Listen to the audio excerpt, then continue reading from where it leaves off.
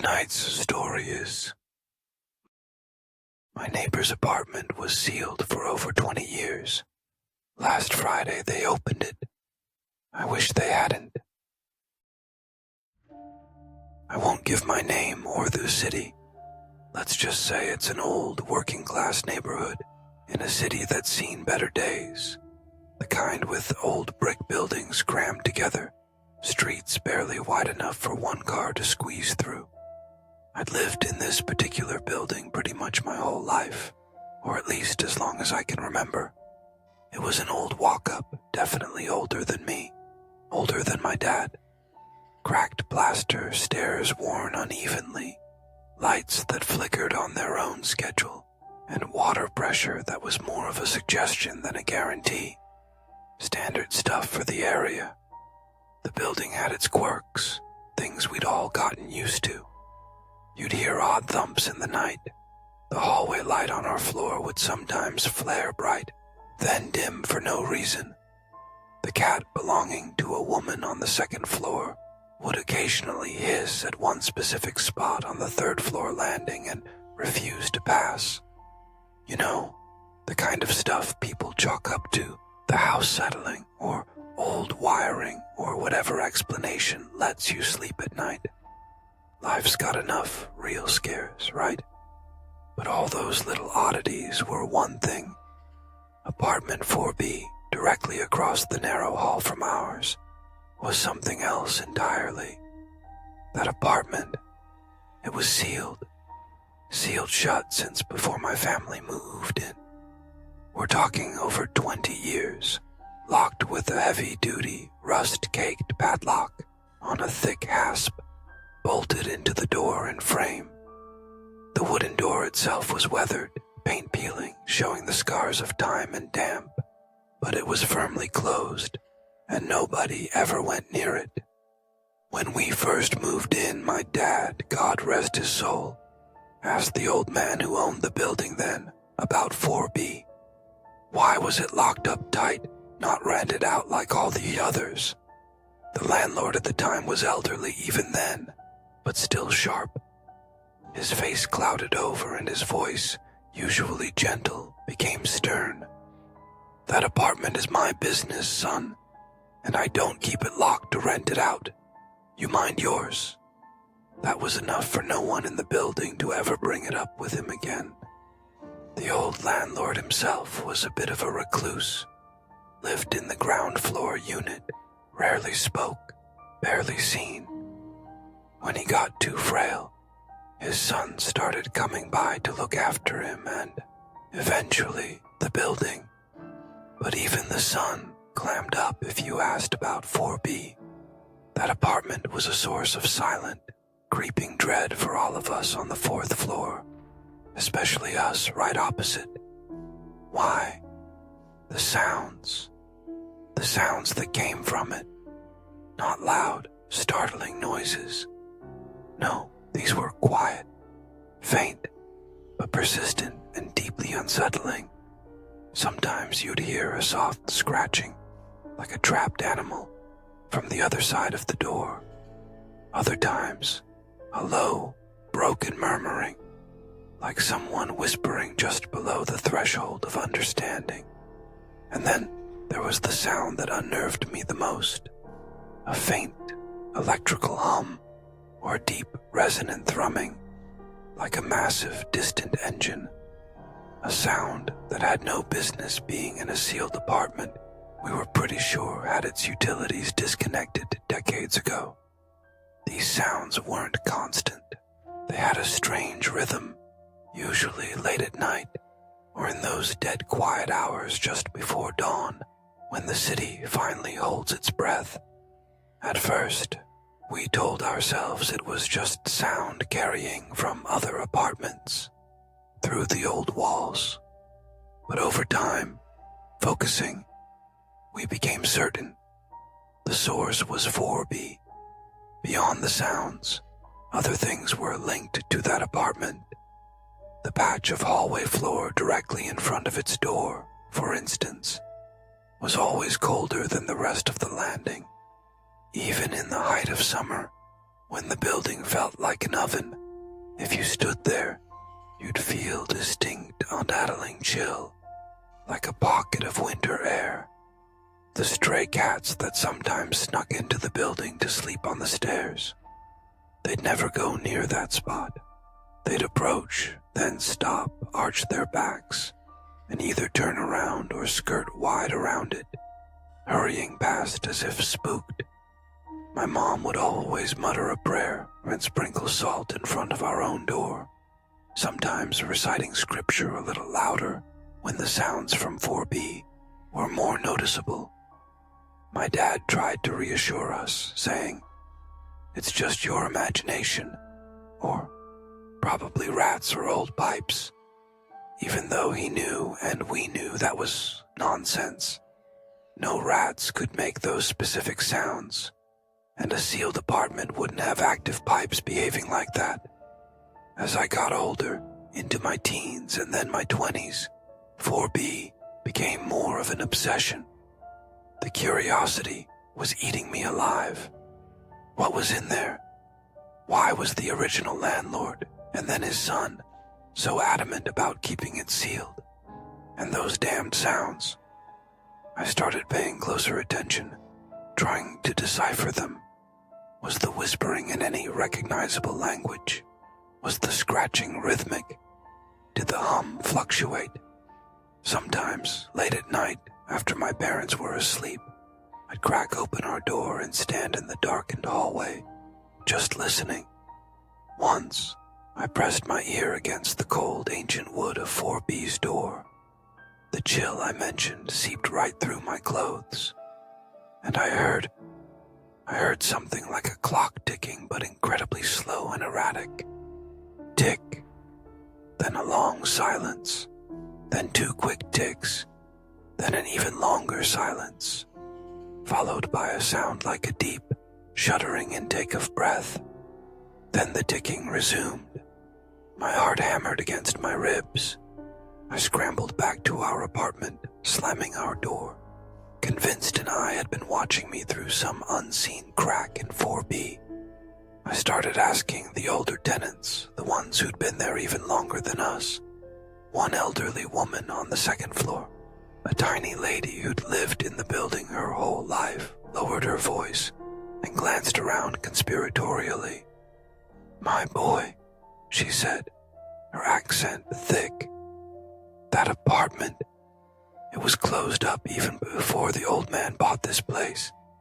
They say people lived there, then vanished. Just gone. And they say, God forgive me, they say it was touched by something not good. When he bought it, he left it as it was. Said no one should ever open it, so the badness inside doesn't spread." Her words chilled me more than any draft from under that door. That old. And what did she mean, badness that spreads? Our next-door neighbor on our floor, a kind but jumpy woman, told me she sometimes smelled a strange odor seeping from under 4B's door. Not just must or damp, but something else, like ancient dust mixed with the scent of burnt wood, or a strange, cloying incense.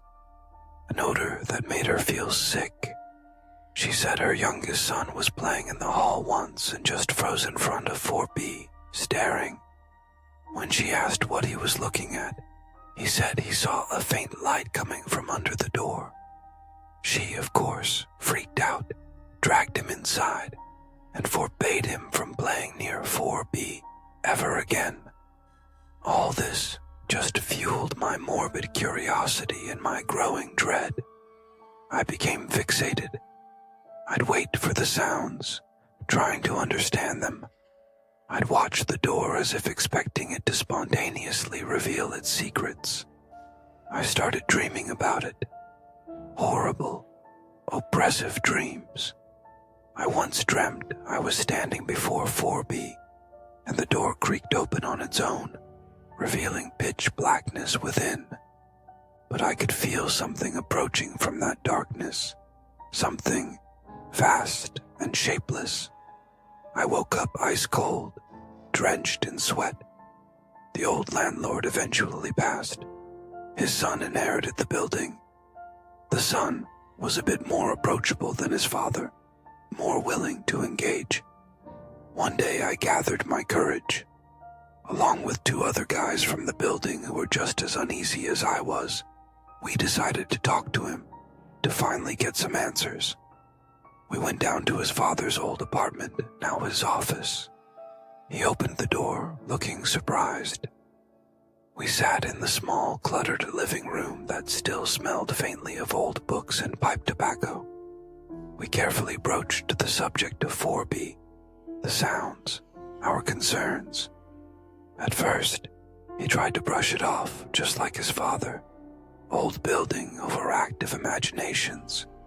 But when we persisted, detailing the specific sounds, the cold, the smell, his face changed. The unease was clear. He lowered his voice, glancing around as if afraid of being overheard. "Look, guys, my father made me swear never to talk about 4B, never to go near it. He inherited the building with that apartment already sealed. The previous owner warned him, told him never to open it, never to rent it, said it wasn't like other apartments, that it was connected to something else, something very old and very wrong. My father was terrified of it. He said keeping it locked was what protected all of us." I leaned forward. "Connected to what? What do you mean, connected to something else?" He shook his head. "I don't know specifics. All I know is he feared it profoundly. He said the sounds, they were from things not of this world. And he said there were certain nights of the year when the sounds got worse. The cold in front of the door became biting, and on those nights, absolutely no one should go near it." His words were like gasoline on a fire. My curiosity peaked, but a new, deeper layer of fear was settling in. What was this something else? What about these certain nights? Months passed. Things stayed the same. Faint sounds, the cold spot, a low hum of anxiety among the tenants. Until the event that changed everything. The landlord's son, despite his father's warnings, was struggling. The building was old, repairs were constant, and he wasn't a wealthy man. He started talking about 4B, maybe, just maybe, he could open it, clean it out, rent it. The money would be a lifesaver. We heard whispers of this and grew genuinely alarmed. We tried to reason with him, reminding him of his father's words, the warnings. But desperation, or maybe just the lure of potential income, was a powerful motivator. He said he'd get someone to check it out properly. Maybe even get a priest or someone to bless it before he did anything drastic. He had to find a solution for this dead space. And so, a few days later, he did. He brought a handyman, a burly guy with a crowbar and a power drill. It was a Friday afternoon. Most people were home from work or out. I was at my window, watching the hallway through a crack in the curtains, my stomach in knots. The handyman seemed unfazed, probably thought it was just an old, stuck door. The landlord looked nervous. They started on the padlock with the drill. It was rusted solid, clinging to the door frame with grim determination. The shriek of the drill bit into metal echoed through the stairwell, loud and jarring. After several minutes of grinding and a final, loud crack, the padlock broke and clattered to the floor. The door was now held only by whatever internal locks it might have had, or just by age and inertia. The landlord looked at the handyman, who just shrugged. The landlord took a breath and pushed the door. It swung inward slowly, with a groan of ancient, protesting wood. It opened just a sliver, maybe 6 inches. And from that opening, at first, nothing. just darkness. But then, suddenly, all ambient sound ceased. The distant city hum, the murmur of traffic, the kids playing in the street below, even the hum of the refrigerator in my own apartment. Everything went silent. A profound, unnatural silence, like the world had been put on mute. And it wasn't just the silence. The air itself changed. It became heavy, and a biting, unnatural cold billowed out from that narrow gap. Not the localized chill we were used to, but a penetrating, deathly cold that seemed to suck the warmth from your bones. The light in the hallway, the weak afternoon sun filtering through the stairwell window, began to dim, as if a storm cloud had instantly blotted out the sky. This all happened in seconds. The landlord and the handyman froze, staring at that dark sliver.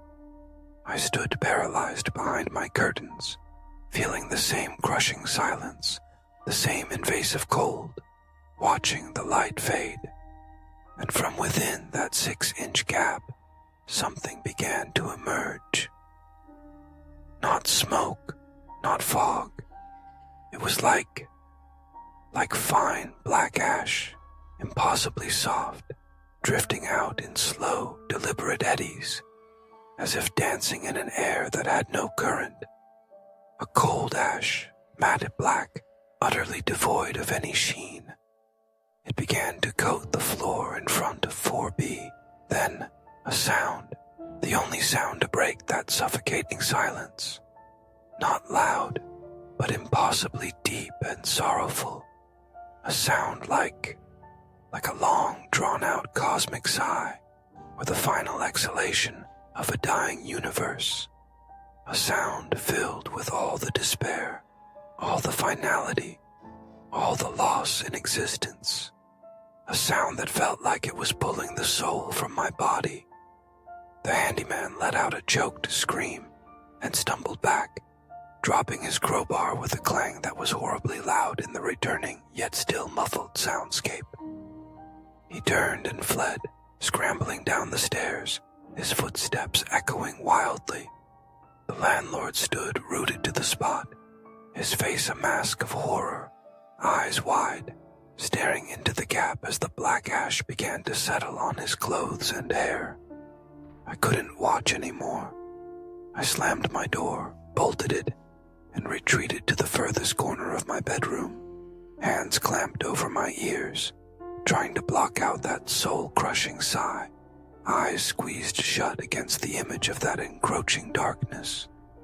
But the silence, the wrong silence, was still there, a pressure against my eardrums. The cold was seeping under my door. I don't know how long I stayed like that.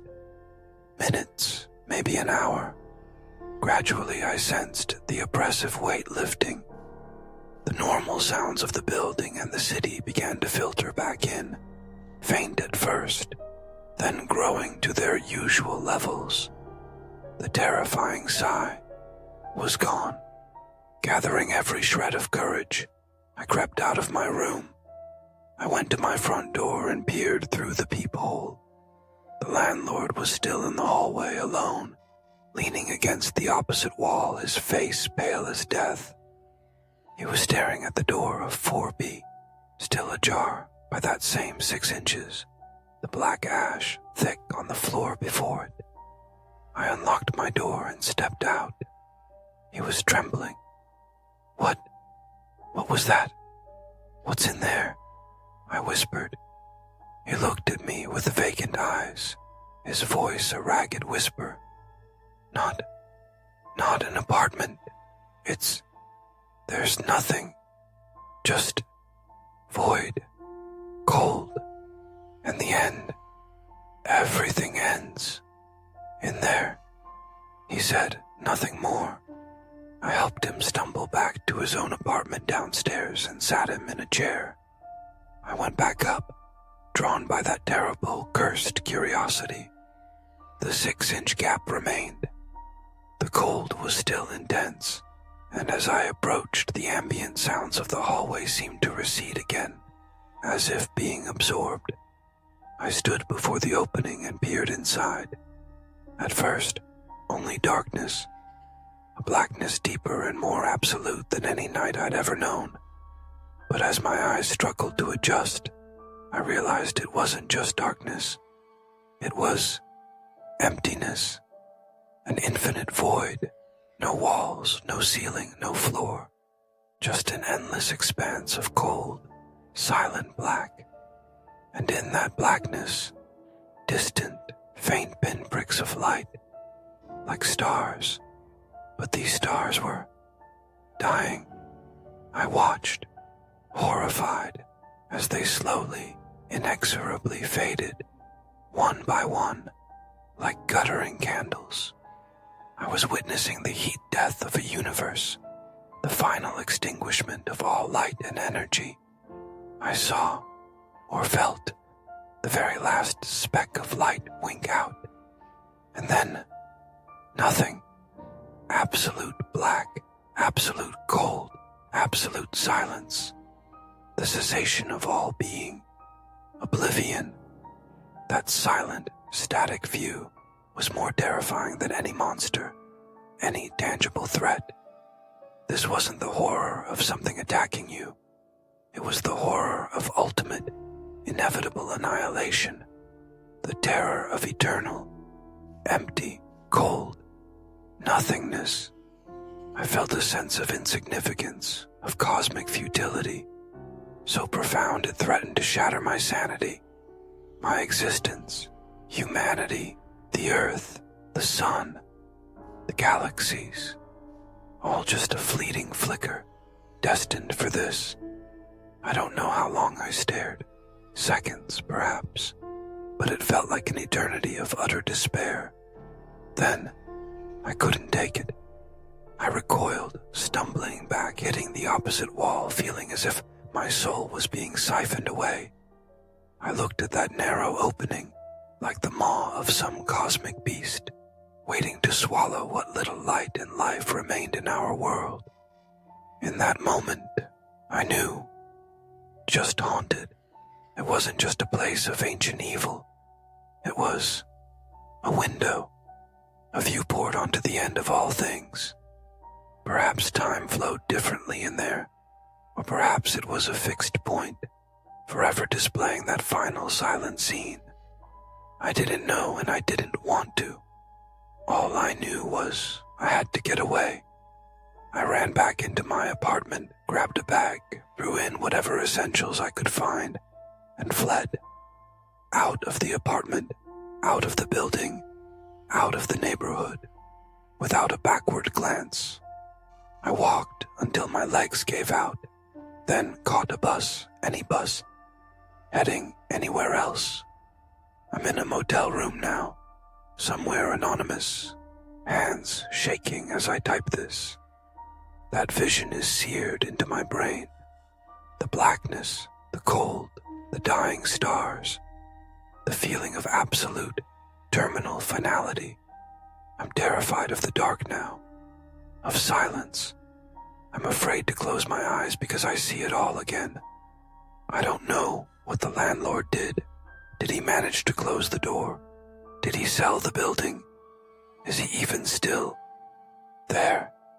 I don't know and I don't want to. The handyman who ran, the other tenants. I can't think about them. All that matters now is how I can possibly go on living after seeing that. How can I return to any semblance of normal life, knowing what the end truly looks like? Knowing that an old wooden door in a crumbling tenement, in a forgotten part of a city, opens onto absolute oblivion. I'm writing this as a warning, I guess, or maybe just to get it out, to feel like I'm not the only one who knows, to feel slightly less insane. If you live in an old place, if there's a locked room nobody ever talks about, if you hear strange sounds or feel unexplained cold, please, just leave it alone. Walk away. Curiosity won't just kill you, It can kill your soul by showing you the bleak, cold, silent truth waiting for us all. God help us. I really don't know what else to say.